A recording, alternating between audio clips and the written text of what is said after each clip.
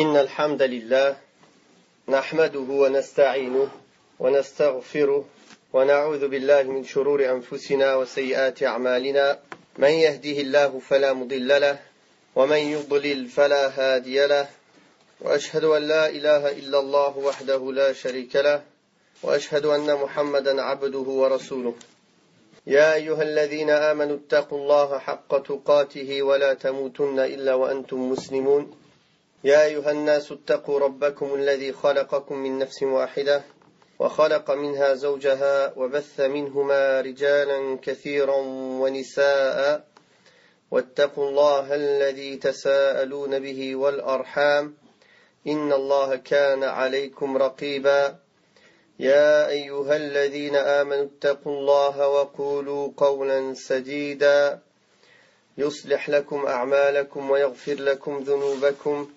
ومن يطع الله ورسوله فقد فاز فوزا عظيما أما بعد فإن أصدق الحديث كتاب الله وخير الهدي هدي محمد صلى الله عليه وسلم وشر الأمور محدثاتها وكل محدثة بدعة وكل بدعة ضلالة وكل ضلالة في النار.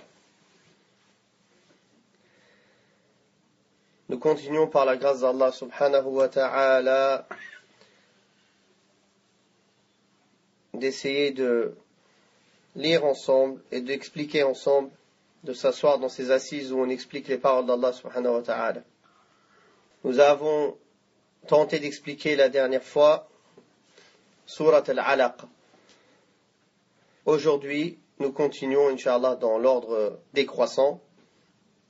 أعوذ من الشيطان الرجيم بسم الله الرحمن الرحيم والتين والزيتون وطور سينين وهذا البلد الأمين لقد خلقنا الإنسان في أحسن تقويم ثم رددناه أسفل سافلين إلا الذين آمنوا وعملوا الصالحات فلهم أجر غير ممنون فما يكذبك بعد بالدين أليس الله بأحكم الحاكمين.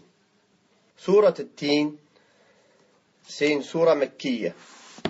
Allah tabaraka wa ta'ala dit والتين والزيتون وطور سينين وهذا البلد الأمين. Waouh, ici le waouh avec lequel Allah ta'ala commence, c'est waouh al-qasam. C'est-à-dire il jure subhanahu wa ta'ala. Il jure par quatre parmi ses créatures et il n'est permis qu'à Allah tabaraka wa ta'ala de jurer par ses créatures. Il n'est pas permis à une créature de jurer par autre qu'Allah subhanahu wa ta'ala. Et Allah tabaraka wa ta'ala jure par le figuier et l'olivier. Wa Turi Sinin, c'est le mont Sinaï. Wa hadha al-balad al-amin. Et par cette cité qui est sûre, c'est Mecca.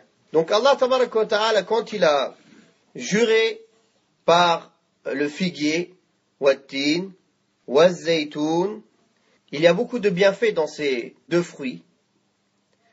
Car Allah tabaraka wa ta'ala, en parlant de l'olivier, il a dit que c'était un arbre béni. Le prophète sallallahu alayhi wa sallam, en parlant de l'huile d'olive, il a dit que c'était une huile bénie. Donc il y a la baraka dedans.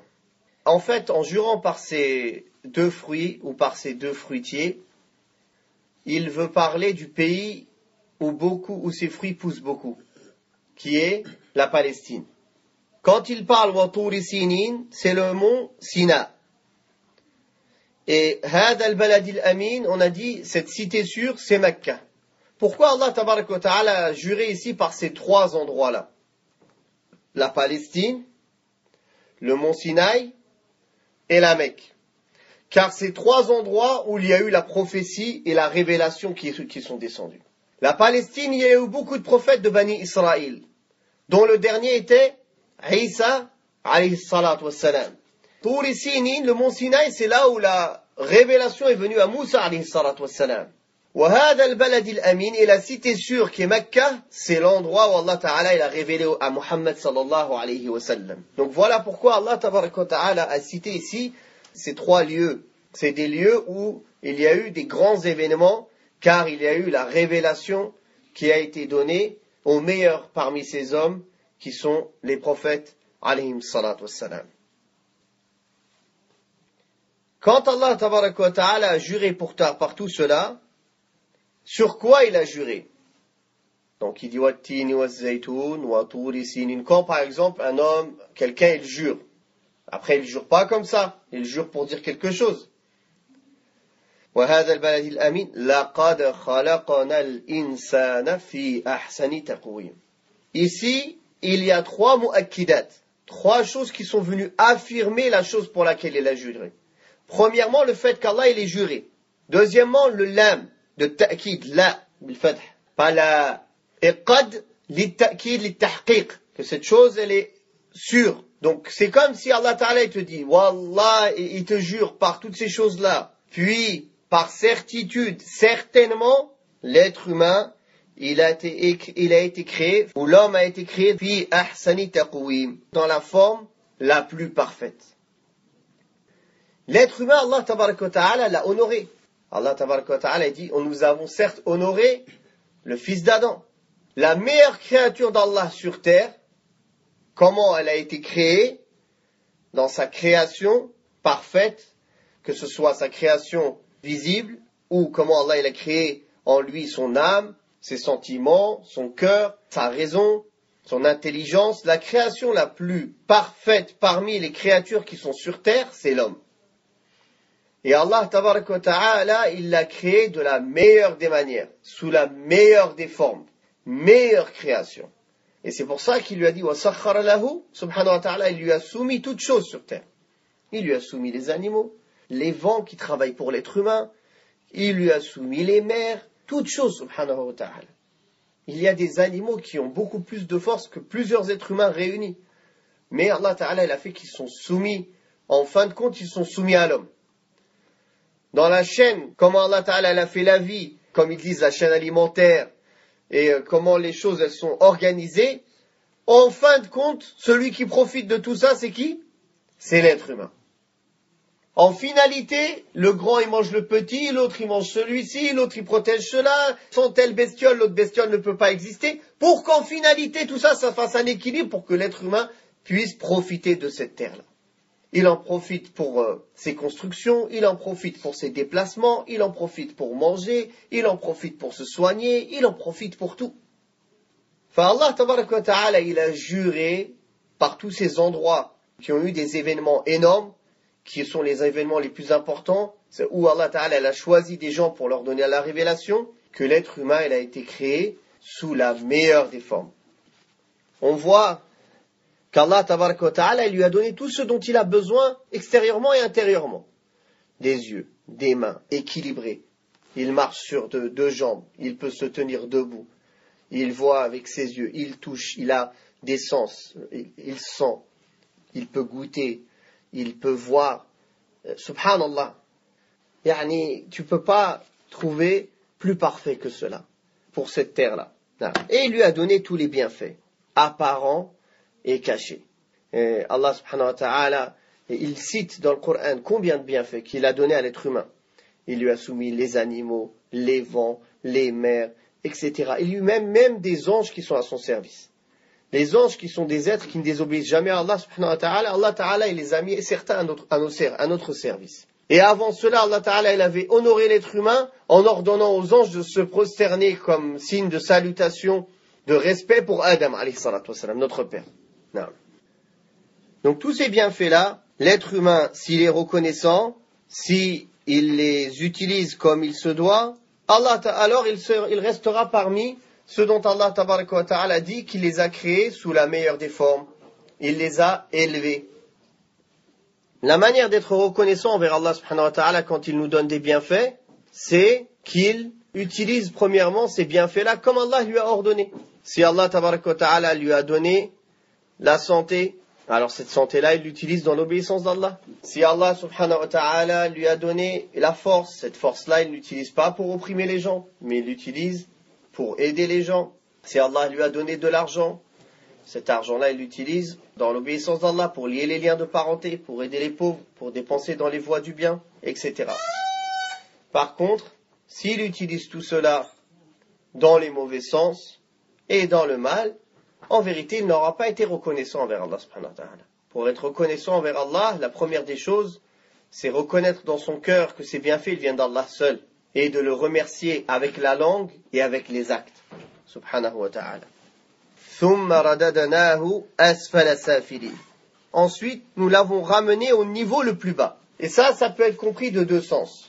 Dans le sens, comme Allah tabaraka wa ta'ala dit, quand une personne, elle vieillit, elle prend de l'âge, au début, il grandit, il est en pleine forme, il est à l'apogée de sa forme, à la fleur de l'âge, n'est-ce pas? Puis quand il vieillit, comme Allah tabaraka wa ta'ala dit, puis il retourne à l'état, à l'âge le plus avilissant. C'est-à-dire quand une personne, subhanallah, à bout d'un moment, elle vieillit, elle perd ses forces, elle commence à ne plus être en forme, elle perd sa mémoire. Donc, ça c'est un sens parmi les sens de ce verset.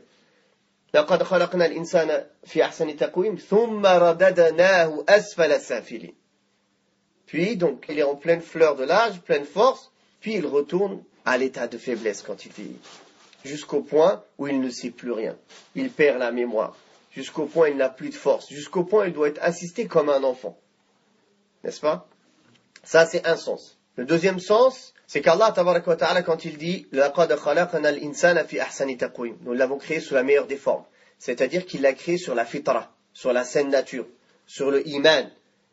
Comme le prophète sallallahu alayhi wa sallam a dit, que tous les fils d'Adam naissent sur la fitra. Mais après, ses parents, ils le rendent juif, ou chrétien, ou zoroastrien, adorateur du feu. Donc quand quelqu'un il reste sur la fitra, il est fi ahsani taqwim. Il est sous sa meilleure des formes. Mais quand il pervertit cette fitra, cette saine nature, par le shirk, par le kufr, par tout cela, alors il suit ses passions, il suit l'égarement, et comme il est venu dans le Coran, que les mécréants et ceux qui n'adorent pas Allah subhanahu wa ta'ala et qui donnent des associés à Allah subhanahu wa ta'ala et qui ne croient pas en l'islam, comme Allah ta'ala dit qu'ils sont comme des animaux, mais ils sont encore plus égarés que des animaux. C'est pour ça qu'Allah ta'ala dit, sauf, il a excepté une partie des êtres humains, qui sont-ils? Ceux qui ont la foi. C'est-à-dire cette foi, elle est ancrée dans leur cœur, et qu'ils la prononcent avec leur langue, et qui la pratiquent avec leurs membres, et qui font les bonnes actions, car agir, ça fait partie de la foi, et plus on fait de bonnes actions, plus la foi elle augmente, et plus la foi elle est protégée. Alors ils auront une récompense jamais interrompue. Ghayru mamnoun, mamnoun on peut le comprendre aussi dans deux sens en arabe. Ghayru mamnoun et ghayr maqtoua, non interrompu. أو غير ممنون أي لا يمن على هذا الفضل الذي سيعطى لا نمنه عليه. C'est-à-dire on va pas lui faire des reproches, lui dire ah je t'ai donné, ah je t'ai fait, ah je t'ai kada. Allah Ta'ala il te donne, après il te reproche pas qu'il t'a pas donné, qu'il t'a pas fait. Donc on peut le comprendre dans un sens, c'est non interrompu, c'est que cette personne-là, alhamdulillah, le croyant, Allah Ta'ala lui interrompt pas sa récompense. Car au paradis la récompense elle est éternelle, elle ne s'interrompt pas. Est-ce que la personne qui entre au paradis, est-ce qu'il en sortira un jour? Non, alhamdulillah. Tous ceux qui entrent au paradis, ils n'en sortiront plus jamais. Donc cette récompense, elle est éternelle. Et aussi, on te fera pas de... Par exemple, une personne, elle t'a donné, elle t'a aidé, à chaque fois qu'il te voit, ah tu te souviens, je t'ai donné. Hein. Ah tu te souviens, tu étais en difficulté. Qui t'a aidé quand tu étais en difficulté? C'est moi. Hein. Et Allah Ta'ala dit dans le Coran, oh, vous qui croyez, n'annulez pas vos aumônes par le fait de se vanter et voilà, par le fait de rappeler les bienfaits que vous avez donnés à quelqu'un, et la vexation. Ça annule tes dons. Si tu as aidé quelqu'un, tu lui rappelles, ça c'est une manière d'annuler ce que tu as fait. Tu l'as fait pour Allah, pourquoi tu le rappelles? Et nous aussi par les vexations, tu le vexes, ça c'est encore pire. Enfin, la personne, alhamdulillah, qu'Allah Ta'ala va récompenser, il n'aura pas tout cela. Allah Ta'ala, il va pas lui faire des rappels dans le sens comme si c'était un blâme. C'est-à-dire qu'il se sente gêné, la personne. Vous comprenez? فَلَهُمْ أَجْرٌ غَيْرُ مَمْنُونَ. Donc, alors ils auront une récompense non interrompue. Et les récompenses du paradis, elles sont nombreuses. Et ce sont des récompenses éternelles. Qu'Allah nous fasse parmi les habitants du Firdaus al-A'la. Comme le prophète sallallahu alayhi wa sallam a dit, les personnes quand ils entreront au paradis, une personne appellera qui dira « Il vous appartient désormais de vivre et de ne plus jamais mourir. Il vous appartient désormais d'être jeune et de ne plus jamais vieillir. Il vous appartient désormais d'être en bonne santé et de ne plus jamais tomber malade. Il vous appartient désormais d'être heureux et de ne plus jamais être misérable. » Ya ikhwan, juste pour ces 4 choses-là, sans compter les bienfaits du paradis qui sont indescriptibles et inimaginables. Ce que nul œil n'a jamais vu, nulle oreille n'a jamais entendu, nul cœur humain n'a jamais imaginé. Tes plus belles imaginations, wallahi, tu ne peux pas imaginer le paradis. Les fleuves, les bienfaits, les palais, les servants. Allahu Akbar. Qu'est-ce que c'est que ce bas monde qui n'a pas la valeur d'une aile de moustique? Si elle avait la valeur d'une aile de moustique, Allah tabaraka wa ta'ala, il n'aurait pas donné à boire à un kafir. Ces 4 choses seulement que toute personne au paradis va entendre. Il vous appartient désormais de vivre, de ne plus jamais mourir. Quelqu'un n'a plus peur de mourir. Il n'a plus peur de tomber malade. Il n'a plus peur de vieillir. Et il n'a plus peur d'être triste. Une de ces choses-là ici dans ce monde, il y a des gens, ils seraient prêts à tuer l'humanité et à donner des milliards pour atteindre une seule parmi ces 4 choses-là. Et ils ne l'atteindront pas. Et ils ne l'atteindront pas. Sauf avec l'iman, en entrant au paradis. Donc comment, subhanallah, on peut se faire tromper par ce bas monde et par ses illusions, d'oublier notre vraie demeure. Car il n'y a que 2 demeures dans l'au-delà. Le paradis ou l'enfer. Pas une 3e. Tu veux être parmi les gens du paradis? Le chemin, il est tracé. Il est éclairé. Il est détaillé. Il n'y a plus qu'à suivre. Il n'y a rien à faire. T'as pas besoin de chercher. C'est pas secret, c'est pas caché. Il est clair et éclairci et tracé et détaillé. Il faut juste se mettre dedans. Tu veux pas? C'est une autre histoire. فَمَا يُكَذِّبُكَ بَعْدُ بِالدِّينِ. Allah Ta'ala, il dit donc, après cela, après tous ces bienfaits qu'on a donnés à l'être humain, qu'on l'a créé de la meilleure des formes, qu'on lui a préparé une récompense non interrompue, un paradis éternel. Après cela, qu'est-ce qui te fait traiter de mensonge ad-din? Ad-din, les ulama aussi, ils ont dit, ça peut être ad-din ay yawm ad-din, le jour de la résurrection, ou bien ad-din, la religion, en général. C'est-à-dire, qu'est-ce qui t'empêche maintenant de mettre en pratique cette religion et de mettre en pratique ses ordres et ses lois et de suivre sa voie après qu'Allah t'ait donné tous les bienfaits, qu'il t'a créé sous la meilleure des formes, qu'il t'ait soumis toutes ces créatures, qu'il t'ait donné l'intelligence, qu'il t'ait permis d'avoir l'iman. Qu'est-ce que tu veux de plus? Qu'il t'a préparé une récompense non interrompue éternelle. Qu'est-ce qui t'empêche maintenant après tout cela? فَمَا يُكَذِّبُكَ بَعْدُ بِالدِّينِ أَلَيْسَ اللَّهُ بِأَحْكَمِ الْحَاكِمِينَ. Allah n'est-il pas le plus sage des juges? En arabe, dans la langue arabe, Allah Ta'ala, quand il pose une question, c'est pour dire que oui, effectivement. Et ça existe dans la langue arabe. C'est encore plus profond et plus affirmatif pour affirmer une chose, de le faire sous forme de question plutôt que de dire ça va être comme ça. Si tu dis n'est-ce pas que c'est comme ça, c'est encore pire que si tu avais dit ce sera comme ça. C'est pour appuyer encore plus dans la langue arabe. Wadih? Ahkam, Allah Ta'ala, c'est lui le plus grand des juges. C'est sa loi qui est sur la loi, qui prévaut sur la voie de tout le monde. Wal ahkam, subhanahu wa ta'ala. C'est lui qui a le plus de sagesse. Et c'est dans ses lois et dans ses prescriptions qui sont empreintes et qui ont le plus de sagesse, subhanahu wa ta'ala. Donc ahkam, c'est dans le même sens, dans les 2 sens. Et subhanallah, regardez en arabe, ça a la même racine. Le hukm wal hikmah. En arabe, le hukm, ça veut dire la loi, la règle. Et le hikmah, c'est la sagesse. Et regardez, ils ont la même racine. Pourquoi? Parce que toutes les lois d'Allah, elles sont empreintes de sagesse. Il n'y a pas une loi qui est pas sage. Toute loi d'Allah qui vient de Ahkam al-Hakimin, du plus sage des juges et des sages, subhanahu wa ta'ala. Le plus connaisseur et le plus meilleur juge, subhanahu wa ta'ala.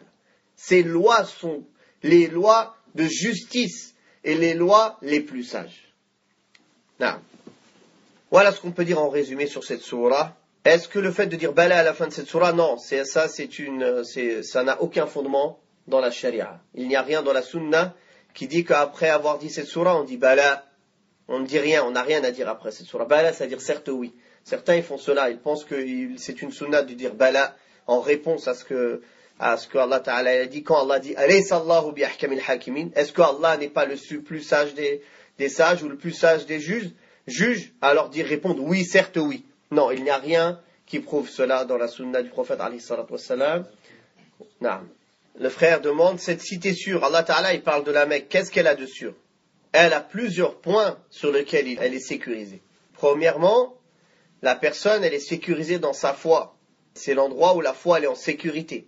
Deuxièmement, c'est l'endroit qui est préservé, où Allah Ta'ala a mis aux portes de la Mecque des anges pour préserver Dajjal de rentrer dans la Mecque. Troisièmement, elle est sécurisée, c'est-à-dire les péchés à la Mecque sont plus grands, sont pas multipliés dans le nombre, mais sont plus grands dans la gravité. Et plusieurs règles aussi spécifiques à la Mecque. On n'a pas le droit de couper ses arbres, on n'a pas le droit de chasser, etc. Donc il y a des règles spécifiques à la Mecque que même les animaux et même les arbres ils sont en sécurité. Et il faut savoir qu'avant dans le Jahiliyyah, dans l'époque pré-islamique, tellement ils connaissaient la valeur de la Mecque et l'importance de la Mecque, ils donnaient de la sacralité à la Mecque, à Mecca, que même la personne qui rencontrait dans le haram, dans les limites sacrées, le tueur de son père, il lui faisait rien, jusqu'à qu'il sorte des limites sacrées. Donc, c'est dans ce sens-là, la cité qui est en sécurité. Et encore d'autres sens qui viennent dans ce sens, Inch'Allah.